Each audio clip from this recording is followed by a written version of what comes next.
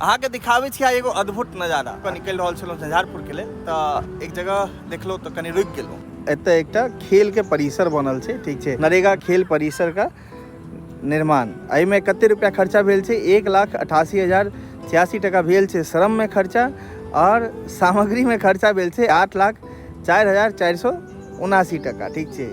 और round figure अहाँ इम्हर 2 लाख जोड़ लिया और इम्हर 8 लाख, मतलब 8 दूँ 10 लाख रुपया ओवरऑल जोड़ लिया, ठीक छै। और मुखिया छलखिन रामा देवी सब छथिन मुखिया, ठीक छै। यहाँ के पंचायत सिमरा प्रखंड झंझारपुर में पड़े छै। और एते चीज सामग्री खर्चा भेला के बाद बनले किया से देखियो। बास्केटबॉल कोर्ट छै, सेम एहन पोल गाड़ल छै, वही साइड पर 2टा, और एतऽ पर एकटा एतऽ छै गाड़ल, एकटा एतऽ छै गाड़ल, ठीक छै। और एना कऽ स्लोपिंग एना कऽ कैल गेल छै, बस एतबेटा छै। आ एकर खर्चा छै 10 लाख टका।